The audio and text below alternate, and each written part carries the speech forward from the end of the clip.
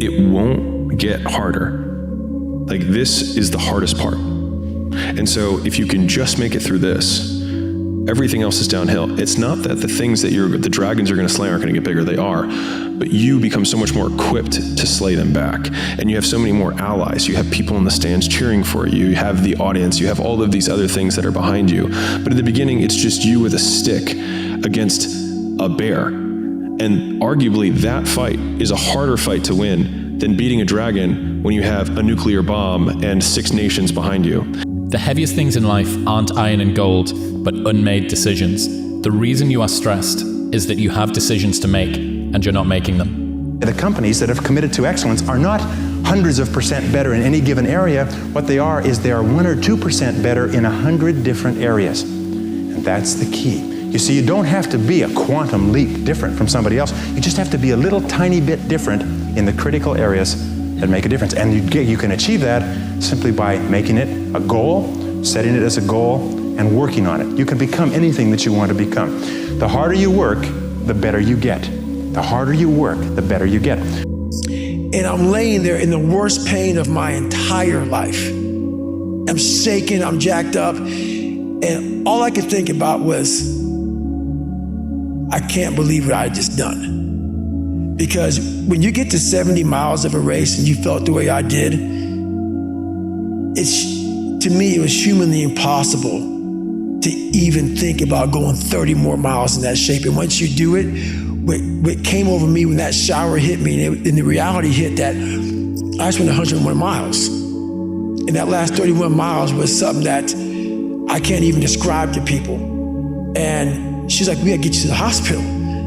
So at the time, my mom was seeing this doctor, and he was like, so she's describing to my mom what I'm going through. He's like, you gotta get in the hospital now. And I just said, just shut up and let me enjoy this pain. I don't want anything to numb it. I don't want anything right now. Because what I had done was in my mind, and people will take this wrong and take it as wrong as you want to, I don't really care. I had just climbed a mental wall that was amazing. And I didn't want anybody to take that pain away from me at that point, because that was all confirmation. I found that nothing in life is worthwhile unless you take risks. Nothing.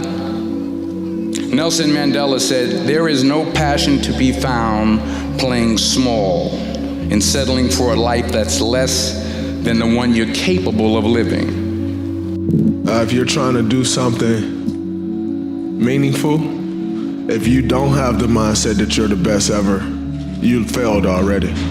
So if you don't have the mindset that you are the best reporter ever, then you already failed. And that's been my mindset since I can remember. That will be my mindset as long as I can remember anything, that I am the best ever at what I do. And every day that I step on the basketball floor, I will strive to be that. But my mindset will always be as such, as I am the best to do what I do. And that'll give me a shot at being the best. But before you can ever reach anything, you have to believe it.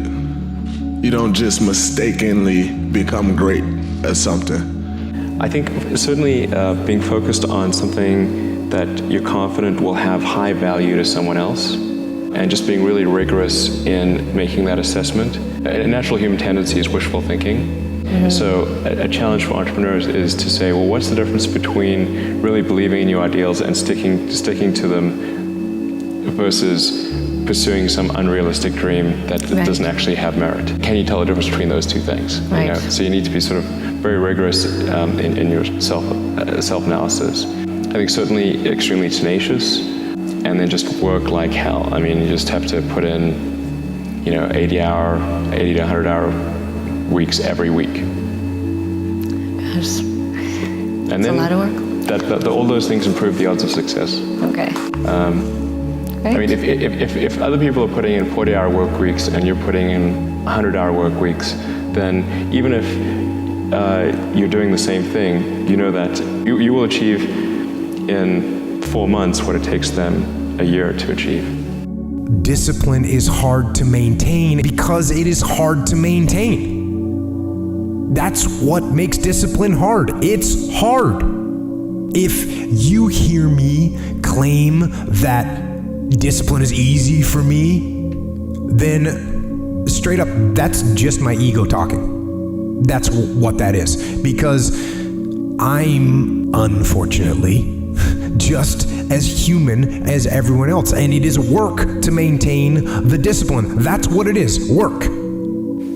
My reason for the book is to make people understand, we all are great. We all should think that we're great. There's no reason for you to not think that you're great. If you don't think you're great, ask yourself why. Why don't you think the highest of yourself? When you do, people have no choice but to follow suit. It sucks. You're tired. Everybody says that you're leaving your friends behind, leaving your family behind, betraying your culture, betraying whatever expectation it is that they have on you.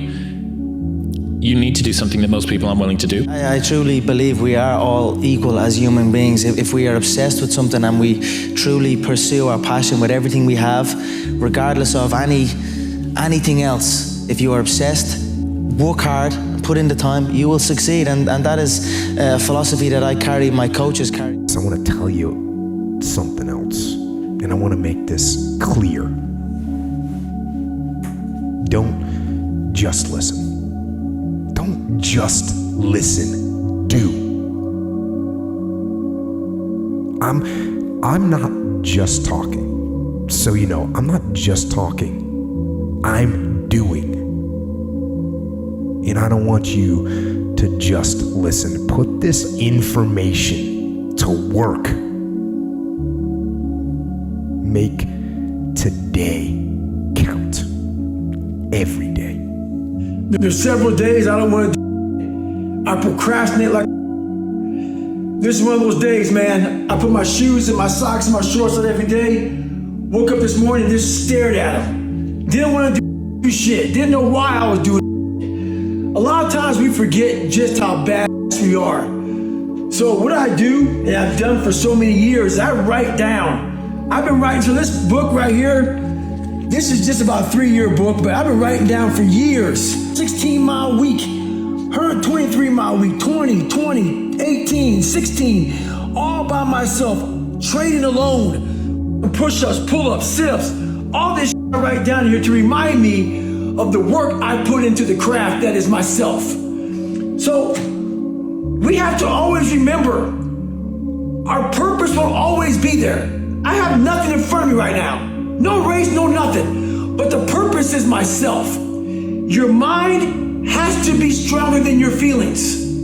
On those bad days, when you think that you're alone, you just might be. Because you know why? No one else wants to do it. So you be the that always gets it done. Experts have more ways to win than beginners do. And so if an expert goes into any setting that they're expert in, they have so many faster feedback loops that reward them in the moment before the ultimate outcome. So if you're a master video editor, there's so many things that you can do that while editing, you make one change and then it looks right, you have a positive feedback loop.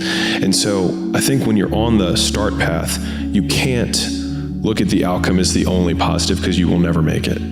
And so the positive frame that I've always used is, sure, you can have the external ones of like, I like thinking about my first videos had like 13 views. And I'm like, well, if I had an audience of 13 people, I used to spend years pitching, weight loss stuff to rooms of 13 and that was fine.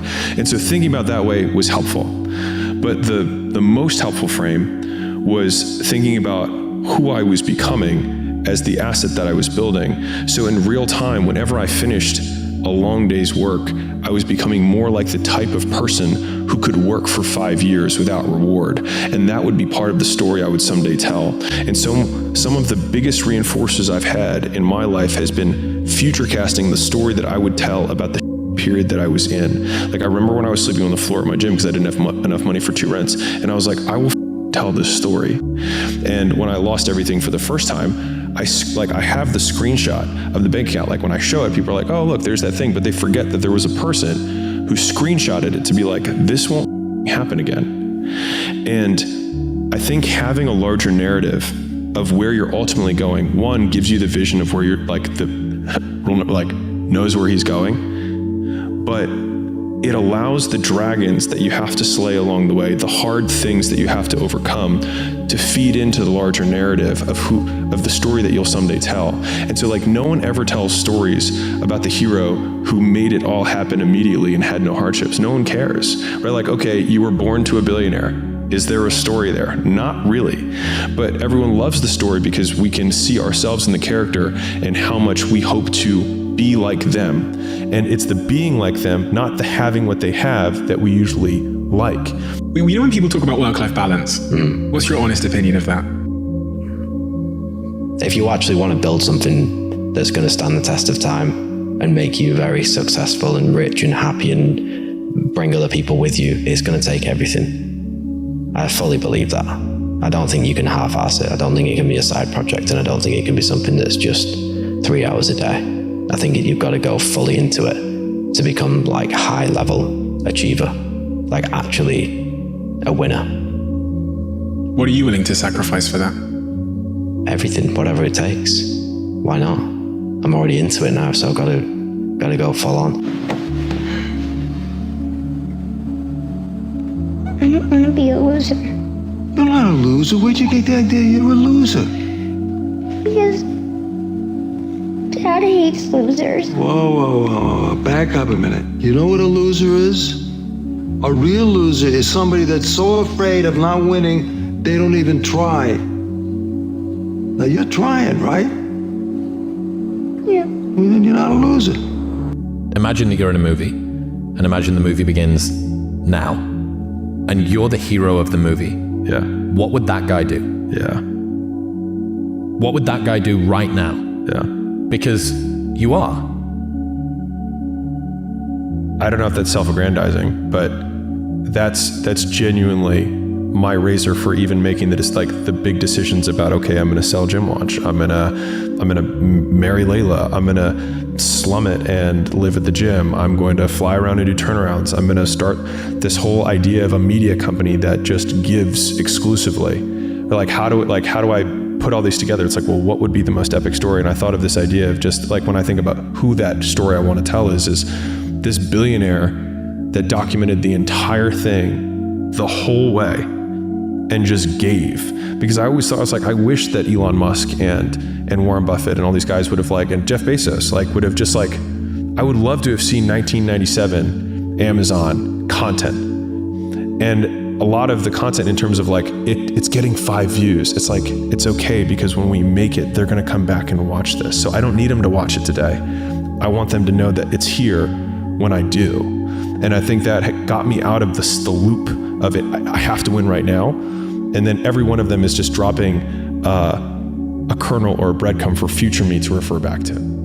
They'll see you getting up at, 5 a.m. in the morning and going for a 20-mile run, and hitting the gym later that evening, running a business, doing all these things, being super productive.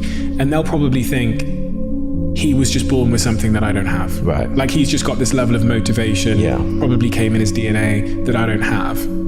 Yeah, and a lot of people do say that. A lot of people think it's genetics, or they think it's steroids and stuff like that. Or they'll just think that you're wired in a way from birth. I used to think that as well back when I was overweight and unhealthy, and I'd look at people on Instagram and be like, yep, genetics, whatever. Yep, he's on steroids. I can't look like that. I've got a business to run. You'd dismiss everything, but it's not. And once you start doing it yourself and you see those little gains and you get into it, and you can really change. Kobe Bryant wasn't doing 3 throws at 3 a.m. for no reason. You got to be the best. You got to do everything, right? I always talk about the cost that comes with that and the sacrifice. You must commit yourself to excellence. You must commit yourself to becoming the best. And the wonderful thing is that excellence is a journey. It's not a destination. You never get there. Complacency and satisfaction are the key enemies of excellence. But once you commit yourself to becoming excellent, the whole world opens up for you. A very important point of excellence is just means simply this: do your best every time out and always strive to do it better. The thing is, man, it's always going to be a party. It's always going to be a time to celebrate and a time to join friends or a day to, the bars are always open. Always open. No matter how old you are, they're always open, what's not always open is the opportunity to check the box in life, to achieve your dreams. That's not always open, man. And it's funny, it's like, I'm not saying you do it all the time and everything else, because everyone needs release in life. But it's funny when you're coming here and you're closing the gym up, and there's no one in the parking lot except for my car. And everyone else probably getting home from some party right now, because bars are closed right now too. They're probably going to sleep, and they're probably going to have to wake up and apologize to somebody for however way they acted, because that's not who they really are. They're chemically induced to be a certain way, to have the social lubricants, or be able to talk, to be liked, and say they take something in order to be that guy. Just like people that do steroids, whatever else. I have to take this to be all that, But who I am as an individual isn't quite good enough. That's why I need to take something and become somebody else. It's a sad reality. Coming here at night and, I don't know what it is about it, man. But man, it's just the air smells a little bit better right now. When you say you're gonna do something and then you follow through and you do it, not at the end when you cross the marathon, you finish it, or your hands raised. I'm talking about right now. The small steps in between the big successes that everyone sees. No one sees this. Right now, I'm saying, there's a confidence to it, man. There's a bad that's right here, that it's getting ahead of the competition. There's an overwhelming sense of fulfillment and pride and satisfaction with that. I didn't have to shoot up anything. I didn't have to drink anything. I didn't have to go party anything. All I had to do was just go work out. And now what's going to happen is a residual effect of that. Not only does my body grow, but my belief in whatever my current endeavors are, they seem closer. They seem like, I can reach out and grab them now. And you don't get that sense of confidence by going through society's rhyme the reasons. You do your own thing, especially when everyone else isn't doing it and they call you crazy, whatever else. Oh, you're in here, and people driving by being like, what the fuck's that guy doing up so late? Well, what's up so late mean? I don't know. It's the moments in life, the decisions you make on a moment-to-moment basis that add up to be the guy or not the guy. Tonight, I did something, that I feel more of a guy. They can't find the motivation to get up and go to the gym. They've got some idea, but it's still on the sofa that they had it on. What do you say to that young man or woman is the first thing to get the wheels in motion? Motivation. I don't have motivation a lot of time. It's actually more about discipline. It's about just getting it done. Get up and get it done.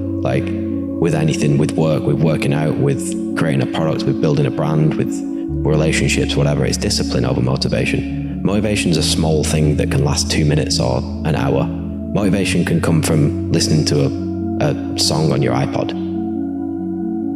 If you've got discipline, you're willing to do it every single day of your life. And knowing that it's going to take so long to do it, you just get up and do it. You don't even think about motivation. And what is discipline then? Discipline is an instruction manual? What is discipline to you?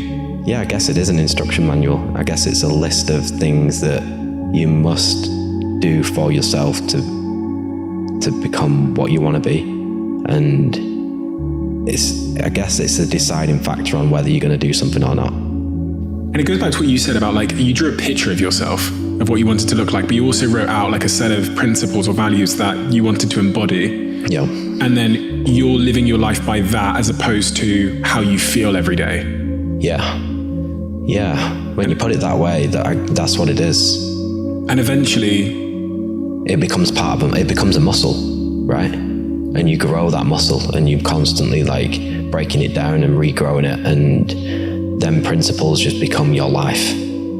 So, you've got people like you who've got this, let's say, warrior mentality that's a deep part of their temperament, and then you have some choices about what you might do with that. You might try to discipline it and bring it under voluntary control and integrate it into your character, in which it can make you someone who's stalwart and indomitable and who will move forward, in the face of tremendous risk. And that's the optimal pathway if you have that kind of temperament. I think, like, it's the men that have the most aggressive and fearless temperaments that can be the best men. But it's like having a very powerful dog. You better discipline it, because otherwise it's going to be a monster.